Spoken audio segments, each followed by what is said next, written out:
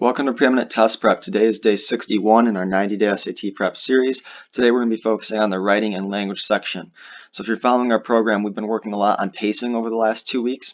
So today we're going to continue working on pacing, and today we're going to practice pacing the writing and language section. So today what will happen is I'm going to give you 35 minutes to complete the writing and language section from SAT Practice Test 7. So you can find SAT Practice 7. It's linked in the description. Click on that link to the College Board where they have the practice test. Find SAT Practice Test 7. And if the SAT is still paper pencil, try to print it off if you can and take it paper pencil. Otherwise, you can follow on your screen. And if the SAT is online, obviously you'll want to follow on your screen in that case as well. So for the SAT writing and language section for today, you're going to want to focus on pacing. Now, in the pacing video we did for the writing and language section, we talked about how you want to finish the SAT writing section in right around 25 to 30 minutes, because that's going to leave you with 10 to 5 minutes at the end then to go back and check your work, make sure everything in your bubble sheet matches what you circled in your answer sheet or in your test booklet. Make sure that any questions that you had troubles with or that you were unsure of, you're able to go back and check those. It'll basically allow you just to kind of make sure that you're getting all of those points that maybe you wouldn't have the chance to go back and answer at the end if you took that full 35 minutes. So by taking 25 minutes to 30 minutes and having that 5 to 10 minutes to check your work, you can go back to those questions that you were unsure of or that you just wanted to get a little bit of clarification on to make sure that you end up getting those right. So with that, what's going to happen here is in about 30 seconds, I'll give you 35 minutes to work on the SAT Writing and Language test for SAT Practice Test 7. And then once you're done taking it, I'll tell you when your time is up. At that point, I'll go through SAT Practice Test 7's Writing and Language section. That way you can compare how you paced versus how I paced, as well as how you got to the correct answer or incorrect answer versus how I'm getting to the correct answer. So what you'll see is when I take the Writing and Language section, I do a lot of looking for certain tricks and things like that with grammar in order to help me get to the correct answer very, very quickly. So you're going to want to pay attention to that as well as how I'm pacing. So with that, let's go ahead and get started. So you're going to have 35 minutes, and then after that, you'll be able to see me go through. You'll be able to check your work, check how many you got right, and things like that when I go through it as well. So with that, you're going to go ahead and start here in 5, 4, 3, 2, 1.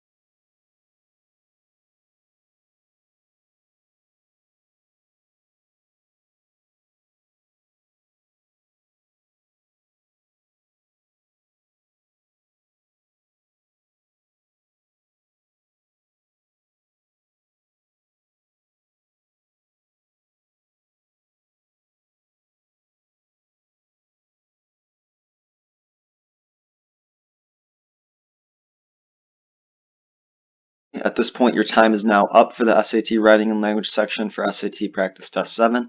At this point, you need to put your pencil down. What will happen now is I'll go ahead and do a walkthrough of pacing SAT Practice Test 7. So I'll go ahead and give you answer explanations as to why the correct answer is correct. So I'll basically be taking SAT Practice 7, the writing section, as I would if I were taking it on the real SAT. So I'll be doing my pacing, I'll be using the tricks that I use for certain questions, so you'll be able to get a look at how I would approach this same practice test that you just took, and you'll be able to compare how you did versus how I did, and with me being someone who's scored perfectly on the writing section back to back.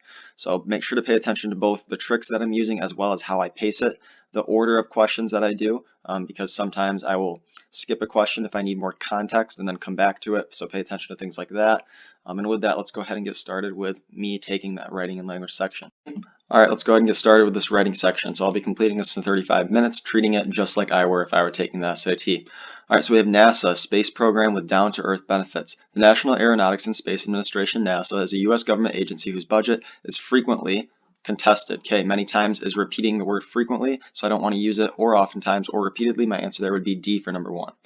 All right, moving on, we got question 2. We have many people think of NASA's programs as trivial. In truth, the agency has a widespread positive effect on society. Okay, that's the correct use of the word effect. We want to use the E because we're using it here not as a verb. A verb would be having an A there. Now, we wouldn't say effect to society. We would say effect on society. So our correct answer for 2 there is going to be A. I'm going to move on. We've got question 3. By serving as a catalyst for innovation and scientific understanding, we're going to have creating jobs. I know we're going to have creating jobs because I see we're testing parallelism. So we're going to have creating jobs because we have showing there, and above it we also had an ing verb under serving as a catalyst. So serving was my indication of parallelism there. So B would be my answer for number 3. Okay, at this point we got question 4. In 1958, the program's first year, very few people believed that it was even possible for a manned spacecraft to leave the atmosphere and orbit Earth, but by initiating and collaborating on projects such as the Apollo moon missions, the Space Shuttle program, the Hubble Space Telescope, and unmanned planetary exploration, NASA has continually challenged its scientists and engineers to do things that were previously thought impossible. Okay, that one right there, we just have a list. That's the correct way to format a list. We would not use a semicolon anywhere in that list, so those are incorrect, and we need that comma before and, so D is incorrect. A would be our correct answer for 4. All right, now we got 5. All along, these NASA projects have greatly increased international cooperation. We're asked for which choice most effectively sets up a list of examples that follows in the next sentence, so I need to know that list. So we have a short list of inventions elaborated by NASA. It should be inventions that are developed by NASA, okay, not evolved, not elaborated. We'd be looking for the word developed there, so our answer for 6 should be C. They are projects that are developed or inventions that are developed by NASA. It includes communication satellites, invisible braces, and cordless tools. Okay, what are those examples of? Well, they're not examples of international cooperation, okay, so we can get rid of that. Garnering national publicity for the agency, not really. That's not really what we're looking at here. Communication satellites and invisible braces, are those new technology? Is that forms of new technology that they are generating? Yes. Okay, those are new forms of technology that are generated by NASA.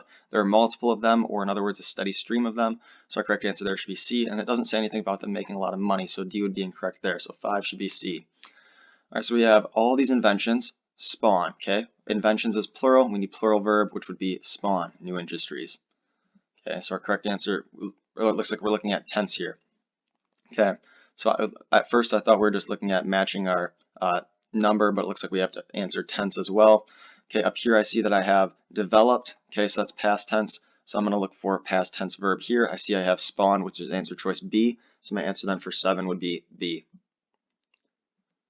All right, now we can go ahead and move on. So I'll go ahead and read the rest here. So we've got NASA also sponsors small business innovation research and small business technology transfer programs, which are specifically designed to support technological development in the private sector. I see I have a 1. Okay, I'm asked to make this paragraph logical. Sentence 1 should be placed where? Sentence 1 reads, a report by the Space Foundation estimated that NASA contributed $180 billion to the economy in 2005. So I want to see us start talking about finances and the economy before I introduce sentence 1 then. So we have more than 60% of the contribution. Okay, what contribution? Okay, in this case, since we're talking about a contribution there, we're going to want to leave it where it is. Okay, since we are introducing the contribution in sentence 1 and then talking about it in sentence 2, I know I need to leave it where it is. So my answer there for 9 would be A. Okay, because if I move it after sentence 2, I don't know what contribution I'm talking about in this sentence 2. So it has to come before sentence 2, therefore it has to be where it is now. Okay, we have More than 60% of the contribution should be came from commercial goods and services. Created, right? We see it's past tense by the word created, therefore we need to have the word came for number 8. All right, now we have this translate as excellent returns for an agency that received approximately $17.7 billion in tax dollars in 2014. This investment by taxpayers enhances not only the national economy but also the United States' competitiveness in the international market. Moreover, the benefits of NASA funding extend beyond purely economic, as astrophysicist Neil deGrasse Tyson indicated in his testimony before the U.S. Senate. For a penny on the dollar, we can transform the country from a sullen, dispirited nation weary of economic struggle to one where it has reclaimed its 20th century birthright to dream of tomorrow.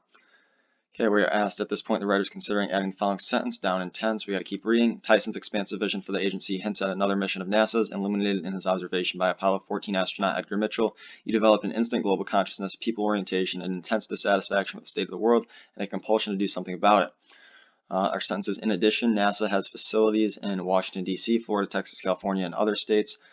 That's really not important here. We don't talk on anything about its geography, so we wouldn't want to add this here. Okay, so we don't want to add this. Why? Well, it's not undermining any claim about the economic benefit, but it is blurring our paragraph's focus. So our answer there would be D for number 10. All right, now we got question 11. So we have, with the world population topping 7 billion, with the world population toppling 7 billion, humanity is in need of some perspective. Okay, I see I have one word beginning of my sentence followed by a comma, so I'm looking to transition. It says we should continue to support NASA not only for practical reasons, but also because it's a necessary vehicle for increasing awareness of how we can fulfill our responsibilities to the planet and to others. Okay, well that's showing, right? We have humanity's in need of perspective, and because humanity's in need for perspective, we should continue to support NASA. So that right there is a causal relationship. Right, so our answer here that has a causal relationship is therefore. Instead isn't causal, for example isn't causal, and however isn't causal. So our answer for 11 must be A. All right, now we got questions 12 to 22, professional development, shared responsibility. We have new theories, new practices too. Okay, now right here I can't just say new theories, and also new practices, or new theories in addition to practices, because all of those are redundant with the word new. Okay. We can't say new practices after saying new theories, or also new practices, or in addition to practices. We want to be very, very efficient. We want to avoid redundancy, and all the answers A through C are redundant because they contain the words in addition or new and new, which we already state right here. So since we already said that, we just want to say practices. So our answer there would be D for number 12. Right, we have a list, new theories, practices, and technologies. We don't want to interrupt that by saying also new or in addition or new. So our answer there is going to be D for number 12. We have, and technologies are transforming 21st century workplace at a lightning speed. To perform the job successfully in this dynamic environment, workers in many fields, from social services to manufacturing. Okay, I see I have a comma here. Obviously, this is going to be non-essential, so I need to have a comma after the word field. So my answer there is going to be C. So answer for 13 would be C. Okay, 14, we've got this practice of continued education, also known as professional development, benefits not only employees but also their employers. Okay, I have a transition word here. Meaningful professional development is a shared responsibility. It is the responsibility of employers to provide use of programs, and the responsibility of employees to take advantage of the opportunities offered to them. All right, well, this is accordingly, right? Since it benefits employees and their employers, it's a shared responsibility. Okay, that makes sense. We wouldn't want to say nevertheless, we wouldn't want to say regardless, we wouldn't want to say similarly, because this accordingly, we need to connect it to this previous sentence to show as a result, right? Accordingly here is meaning as a result. As a result of the benefits being shared between both of them, it's a shared responsibility. So that's showing that causal relationship, A. 15, which choice best establishes the argument that follows? We have critics of employer-provided professional development argue that employees might consider a popular career path. No, I can't imagine that that's what's going to follow. We can go ahead and read on though, just to check. So we have, if employees find themselves falling behind in the workplace, these critics contend, I'm probably looking to combine these sentences, then it is the duty of those employees to identify and even pay for appropriate resources to address their deficiencies, deals with their flaws and shortcomings, allow them to meet their employer's needs in terms of the knowledge they are supposed to have, or show them how and why they are falling behind and what they should do about it. Okay, 17 here. What we're looking for is we're looking for an answer choice that is both efficient in word choice, also that matches tone. Okay, so we want to avoid something that would come off as abrasive here. Okay, so the correct answer here that's efficient and also not abrasive is address their deficiencies. Deal with their flaws and shortcomings. That's not really professional to say that. Also, it's pretty long. Same with D and same with A. They're both very, very long. They're not efficient. The only ones that are efficient in word choice and also have the correct tone here would be B. So I'd be looking at B as my correct answer for 17. Now we can go back up and answer 15 and 16. So 15, which choice best establishes the argument that follows? Well, these critics are saying that they have to be in charge of their own careers, right? The critics are really making that argument that if they're falling behind in their workplace, it's on them to go ahead and fix that with continued education. So the correct answer for 15 must be C. Now, if employees find themselves falling behind in the workplace, these critics contend then that it's the duty of those employees to identify and even pay for these expenses. Now, the key part here I see is the word if. That's telling me I have to have a comma after the word contend. So I'm looking at answer choice D as my correct answer for 16, because the if at the beginning of my sentence tells me it's an introductory dependent clause, which means it has to have a comma at the end of it, which would come after contend. So 16 answer's got to be D. All right, 18. So we have this argument ignores research pointing to high employee turnover and training of new staff as significant costs plaguing employers in many fields. Forward-thinking employers recognize the importance of investing in the employees they have rather than hiring new staff when the skills of current workers get old and worn out. Okay, that's repetitive. Those two both mean the same thing. We have are no good anymore. That's very, very inefficient and not good tone. Have lost their charm. Also not good tone. Become obsolete. That's going to be our correct answer there. Okay, that is the only answer that matches tone and is also efficient in word choice. All right, now we got moving on. We got 19. The most common forms of professional development provided to employees include what? Okay, so the most common forms, we got to get rid of professional development when determining our number. We see forms as plural. We need a plural verb. Plural verb is going to be include. Okay, so my answer there would be B for number 19. All right, so that one was matching a number. So we have coaching, mentoring, technical assistance workshops. Some employers utilize several approaches simultaneously, developing a framework that suits particular needs of their employees. Okay, now I have a transition or something showing a relationship, so connecting these two sentences. We have the figure illustrates a simple yet comprehensive professional development model created for special education personnel. Okay, around the same time, besides that and nevertheless, none of those are connecting those two sentences. So since none of them are connecting the two sentences correctly, we would want to use D for number 20. There's no way to connect those, at least not with the answer choices provided.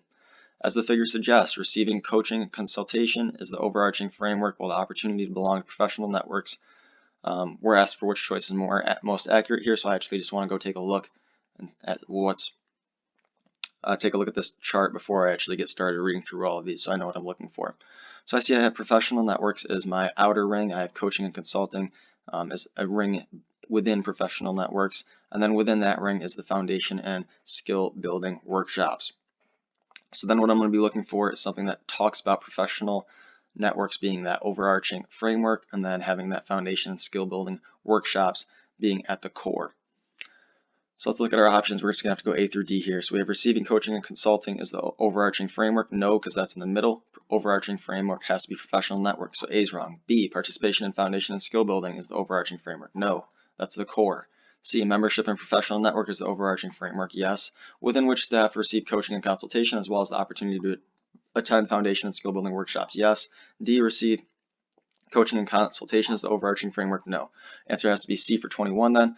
Now we can go and move on. We got 22. A recent trend in professional development that has provided advantages to both employers and employees is online instruction. From an employer perspective, the first and perhaps the most obvious advantage is the lower cost of online professional development compared with that of in-person workshops and trainings. Employers can also identify which employees have successfully completed instructional modules and which need to be offered additional training.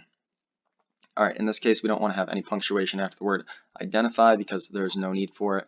Any punctuation that does occur is splitting up identify and which. Okay, this verb right here, identify, needs to have a subject to act upon, which means we cannot split that up with any sort of punctuation. So our answer would be C for number 22. All right, so at this point, I'm just going to quick go back, check, make sure I didn't skip any questions as I went through. Let's just make sure we got them all answered. If we do, we're going to go ahead and move on to our final two passages. I see I do, so I go ahead and move on to my final two passages. At this point, I'm pretty much on pace. I could maybe be moving a little bit faster, but I'm also explaining my answers. If I weren't explaining my answers to you, I would be finishing this in right around 15 to 20 minutes, but because I'm giving explanations, that's why it's taking me a little bit longer. So we have the evolution of slow food. We have in 1986, McDonald's caused a stir in Italy when it opened a restaurant next to Rome's historic Spanish Steps. Young on-the-go eaters were thrilled. Then we have a semicolon, specifically those who prized regional foods in Italy's convivial culture built on cooking and long meals, feared that the restaurant signaled the death of a way to life. All right, well, that is not providing that, okay? This is a contrast. So young on-the-go eaters were thrilled, but these people, they were feared that it signaled the death of a way of life. That's a contrast. We're going to be looking at the word however as our contrast word there. So 23, our answer there would be C. All right, moving on, we got questions 24. So we've got to counter the rise of fast food and fast life. A cohort of chefs, journalists, and sociologists spearheaded a slow food movement declaring loyalty to unhurried life. Okay, that is, we're going to want to have a comma after the word life because to counter the rise of fast food and fast life, that's an introductory modifier modifying a cohort of chefs, journalists, and sociologists. So my correct answer there would be A, no change for number 24. All right, now I got 25. At this point, the writer is considering adding the following sentence. The group's philosophy was connected to the tale of the tortoise and the hare, in which the tortoise wins the race. Should the writer make this addition here? Well, we haven't talked about anything about the tortoise and the hare, and introducing it back to a fairy tale really provides no meaningful thing here. We also already talked about slow versus fast. Connecting it to the tortoise and hare here, all that's going to do is blur our focus by introducing an idea that's not clearly explained. We have no connection to the tortoise and hare, therefore we don't want to add this here. All right, now we have option D, no, because it distracts from the paragraph's emphasis on slow food movement's origins and beliefs. It's not distracting, it's just blurring our focus because it doesn't go on to be explained. So our answer there is C, not D for 25. Okay, from its beginning, the movement had opposed the standardization of taste that fast foods promote. Okay, this one right here is a tense question with the verb opposed. So I'm going to look around and see if I can find another thing of tense, right? We have they spearheaded a slow food movement. I see that that's past tense, so I wouldn't want to use the word had opposed. I would just want to say from its beginning the movement opposed.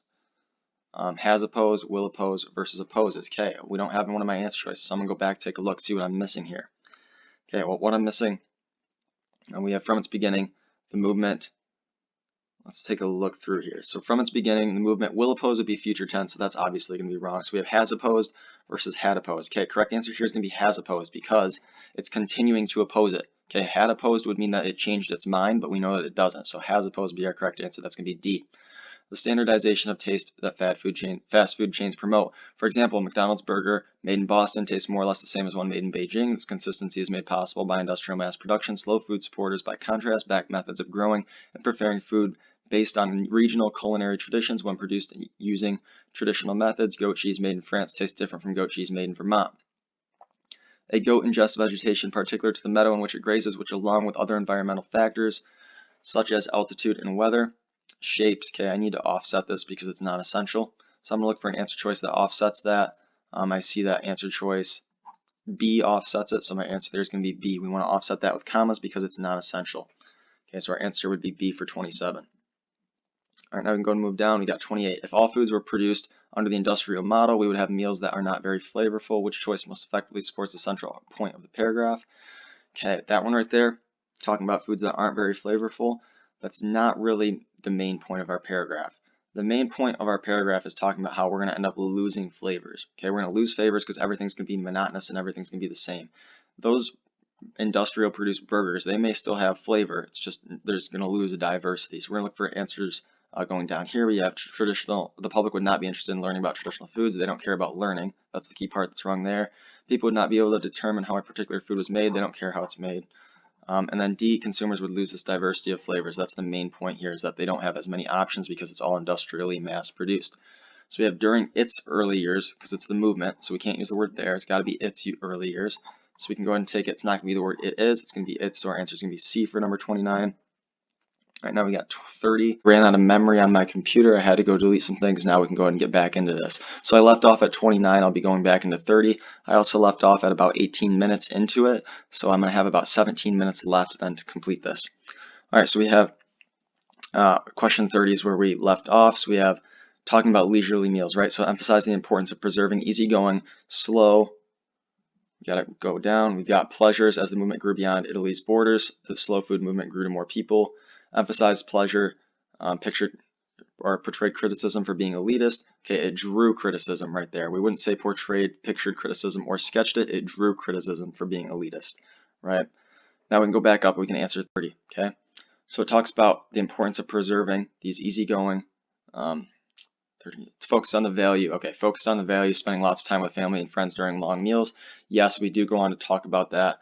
Leisurely meals with friends and family, eating slowly in the company of loved ones. Okay, that's really, really inefficient and long. Joining friends as well as family, once again long. Leisurely meals with friends and family, that's a little bit shorter. Spending lots of time with friends and family during long meals, that's also redundant. Okay, best answer here is B because it's the most efficient in word choice. So our answer for 30 there would be B. All right, now we can go move on. We answered 31. Now we're on 32. Critics have also asked if growing food using traditional methods as opposed to mass production can adequately and affordably feed the world. Okay, now we wouldn't say adequately and affordably can feed the world. Okay, that would be, we would have to have can in front of that. Same thing with D. Okay, also it is a question, so we have to have a question mark. So our answer there should be, actually no, we do not have to have a question mark. That is my bad. Okay, we don't want to have a question mark because this is a statement. These critics have asked this. Okay, this is a statement. The critics have asked it. So we do not want to have a question mark, so our answer there should be C for 32. Okay, all right, now we got question 33. So we've got, given the hectic pace of modern life, who among us has the time and resources for elaborate meals? Such questions, in addition to environmental concerns, are at the heart of perennial debates about food production. Over time, slow food has broadened its mission to focus on food that is good, clean, and fair for all. Members assert that food should be flavorful, carrying the properties of a particular region. It should be raised using environmentally sustainable practices that preserve biodiversity, and it should be accessible to all without exploiting the labors of those who produced it. Okay, now we're looking at a transition here. Slow Food runs programs that support small-scale producers and marketing regional foods in a world where food corporations threaten to drive them out of the marketplace and homogenize food choices. Okay, well, this is definitely not by the same token. Okay, so we can go ahead and get rid of that. We wouldn't say nonetheless either. What we're trying to transition between here is that we're talking about people who believe that sustainable practices are preserving biodiversity. Okay, we're not saying something in short, but we are saying to these ends, right? They want to preserve biodiversity, and to these ends, they're supporting these small regional producers. So to these ends, to support that biodiversity, diversity of flavor, they're doing the following things. So our answer for 33 then should be C. All right, now we got our last passage. So we're about 21 minutes in, so I'll try to get this done right around 4 or 5 minutes. So we have, was the hoax a hoax? For an hour on the evening of October 30, 1938, Orson Welles and other performers from the Mercury Theater flooded the airwaves with alarming news bulletins about a Martian invasion supposedly occurring in Grover's Mill, New Jersey. They were performing a radio play adapted from The War of the Worlds, a science fiction novel by H.G. Wells. The next day, a front-page headline in the New York Times declared radio listeners in panic, taking war drama as fact. Okay, a front-page headline in the New York Times declared, and then a comma and then quotation marks. Okay, that all looks pretty good to me. I don't see anything wrong with that. We don't want to have a comma after the word headline, so we can get rid of both of those. We don't want to have a comma after New York Times. The answer there should be A. That's grammatically correct. Okay, next up I got 35. Writer wants to add a supporting detail and indicate the story was widely reported. What choice best does this? We have the Times article claimed many people fled their homes and that police stations have been swapped with calls.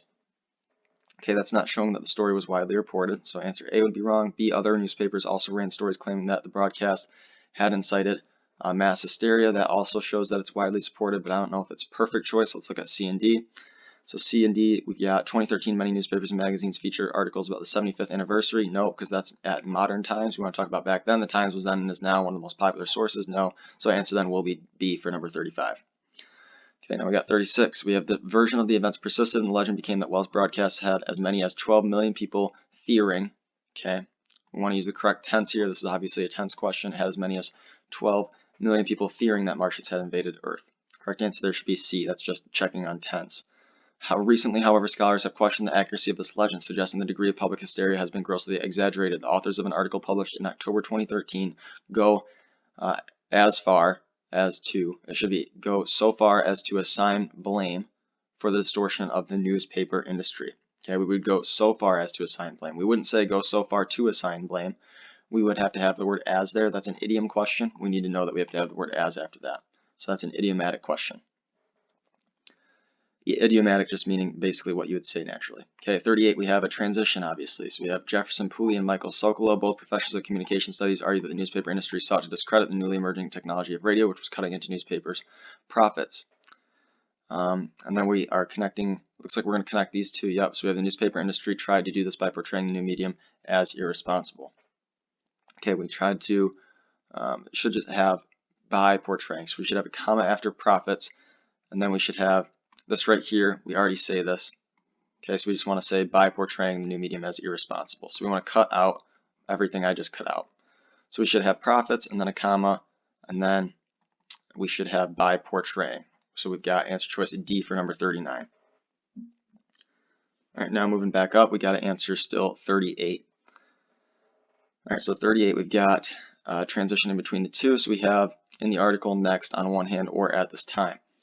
Okay, so before that sentence, we were talking about how the authors of an article published in October 13 talk about assigning blame in the article. Then is what we talk about, right? They make their argument in that article. So our best transition there would be C for number 38. Okay, now we got 40, which choice best establishes the main idea of the paragraph. All right, so this is obviously I see a 1, so I'm actually going to go find that sentence after place real quick. Sentence 4 says, sentence 4, just because some people found the broadcast unsettling, the authors contend, doesn't mean that they believed it and reacted with real terror. All right, so I have proof of ulterior motives is scarce, consequently weakening Poole's and Sokolow's argument. Which choice best establishes the main idea of the paragraph? I got to read on then. For instance, C. Hooper ratings indicate that a mere 2% of households had tuned into the broadcast. Pooley and Sokolow also call into question the validity of an off-site purported that was based on a survey conducted 6 weeks after the broadcast. According to this report, 1 million people indicated that they had been frightened by the broadcast. Okay, at this point, I'm going to want to place sentence 4 after sentence 5 then, because it talks about frightened, and then we talk about how just because they were frightened does not mean that they actually reacted with anything. So our answer there should be C for number 42. Or hang on a minute, nope. It should not be after sentence 5. Because in sentence 7, we say, furthermore, Pooley and Sokolow noted that the survey conflated being frightened, disturbed, or excited by the program with being panicked. Okay, so we want to place it after sentence 7 because sentence 4 talks about how just because people found it unsettling, the author contends, doesn't mean that they believed it and reacted with real terror. So that should come after sentence 7 when we make that argument about frightened, not meaning that they actually reacted with real terror. So we have, according to this report, 1 million people indicated that they were frightened by the broadcast. Ratings, however, revealed that far fewer than 1 million people had been listening to the broadcast. Okay, many less than wouldn't be good here, much less than, much fewer than. Correct answer for 41, we would really want to say far fewer than.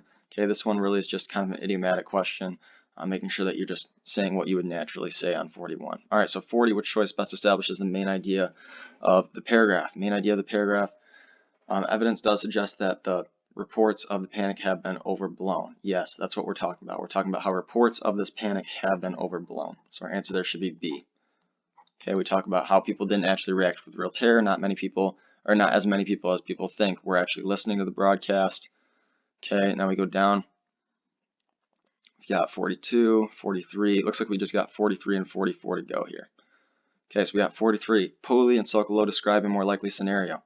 Most people who heard the broadcast understood they were listening to a piece of fiction, but some, being influenced by the sensationalized news coverage afterward, later remembered being more afraid than they had been. Okay, but some, they were influenced. Okay, we wouldn't say that, but some influenced. Okay, we wouldn't want to have a comma between that. So our correct answer there should be D for number 43, right? We would just say, or I'm sorry, man, we would not want to say D for number 43. Okay, why? Because we wouldn't want to say, but some influenced by the sensationalized news coverage afterward. Remember, okay, the influence here is coming back and it's modifying that some. Since it's modifying it, we want to have a comma after the word some, since we're modifying it with the word influenced. So our correct answer for 43 should be C, right? We want to understand that that's a modifier question. So we want to take that modifier influenced and we want to bring it back and put it on some. So D would be incorrect because then we're not modifying it. So we want to have that comma before the modifier influenced. So these researchers also suggest that not unlike people who got caught up, okay, not unlike, which just means like, okay, that doesn't mean that that's wrong. If we have the word like, I'd rather use that, but I see I have unlike, not like, and different from. So if these researchers also suggest that like people who got caught up in the excitement story when reading about it in the newspaper, the American public may have been willing to embrace the legend because of its appeal to the imagination, okay, that needs to be like, not unlike, and not different from, because it's showing something similar. So our correct answer there would be A. So it looks like I finished that in right around 28 minutes. Keep in mind, though, if I was not having to give answer explanations to you verbally, I would be completing that in right around anywhere from 15 to 25 minutes, because it's just these verbal explanations take a while, so I can explain how to get to the correct answer. But hopefully you see kind of my pacing, my thoughts, my strategy on that. Keep in mind, I did not look at this passage before I went through this, so this was a realistic version of me going through the text and seeing where to look and things like that. So hopefully it was helpful. Hopefully you kind of get a good idea of what I'm looking for, what I'm looking at. 43, like I said, I messed up a little bit there. I circled D at first. D would be incorrect. We need to have a comma after the word some because the word influence is going back and it's modifying the word some. I also, on question 42, right? At first I was thinking after sentence 5, because sentence 5 talks about that frightened, but then when I went down I saw in sentence 7 we talk about conflating frightened, disturbed, or excited with actually being panicked. So a better placement for sentence 4 then would be after sentence 7, right? So sometimes you'll have that where it looks like it would be good and well placed after one sentence, and then as you read on you realize it would be better placed after another sentence. If that happens, just make sure that you go ahead and put it after that better sentence that you found as you read on. So in that case it was after I read on to sentence 7, I saw it would be better placed after sentence 7. Okay, so hopefully that was helpful. At this point, what I'd be doing if I were taking the SAT writing section is I would be going through and I would be matching everything to my answer sheet, right? So I'd go back up and I would just start from the beginning. I would just make sure that everything that I circled is also bubbled into my answer sheet. So that should only take you right around 60 seconds, right? You just quickly glance at each one, make sure that you had A on one, A on the other, B on one, right? And you want to use that bubbling strategy as well, where you kind of look and you say, okay, I wrote, for example, on this page, I have B, A, C, C, B. I just look on my answer sheet, B, A, C, C, B, make sure I have that, and then I move on, take a look at the next one, right? You get that done in right around 60 seconds. At that point, you go back and you take a look at any questions that you were unsure of, make sure that you got any questions that you were unsure of correct, look around for any clues. If you're struggling on one, look around for verbs, tenses, numbers, things like that to help make sure that you're getting the correct answer there. You can read through more on words or on questions where you're asked about which sentence to insert and things like that. So at this point, you're just going through and you're checking any questions that you started, right? So anything you were unsure of, any questions that you had to guess on, you're just going back and working through those with that time that you have left. Okay, so like I said, my video cut out because I ran out of storage on my computer, so I believe that I at this point have about 4 minutes left. So like I said, I'd just be going through checking any questions I start. If there was anything I was unsure of, I'd be going back and I'd be working through those. So for this one, there's really no questions that I'm unsure of. I'm confident that I got every question right?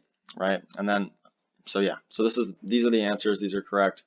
But yeah, if you were doing this, you want to make sure that you're just going through any questions that you're unsure of. Make sure that you're going through checking them. Make sure that you got them right. Overall, though, you just want to make sure that you're finishing in right around that 25 to 30 minute mark. If you're doing that, you're in a pretty good spot. And you're just going back and checking your answers. So at this point, it looks like I've got right around 4 or 3 minutes left. So there's really not a whole lot I can do to help you at this point. At this point, what you'd just be doing is you'd just be checking any questions you were unsure of and things like that. So hopefully you see the pacing that I'm using. If I was using an answer sheet, a bubble sheet, I don't know if in the future they're going to be taking the SAT online. I know that there's been a lot of talk about that and how it's likely that in the next 2 years the SAT will be online. If it is online, then obviously you're not going to have to worry about transferring things to your answer sheet. I would imagine that you'd just be clicking it on the same question. So in that case, you'd just be going through and looking at the questions rather than having to transfer answers to your answer sheet anyways. If it's paper and pencil though, obviously you're going to have to transfer your answers to your answer sheet. I talked about the bubbling strategy in a video a while back. But yeah, overall, hopefully this was helpful. Hopefully you were able to gain an understanding of what I look for as well as pacing. And yeah, so hopefully it was helpful. At this point, I think it looks like I've got about 2 minutes left. I'm just going to go ahead and start the outro because at this point, rather than just spend the last 2 minutes rambling on, I'll just let you go do something else. So as always, thanks for watching. Make sure to like, share, and subscribe. If this video was helpful, there'll be a donation link in the description when it's up and running. Any private SAT tutoring I'm doing, any private college admissions consulting I'm doing will be linked in the description. And as always, make sure to like, subscribe, share. Have a good day.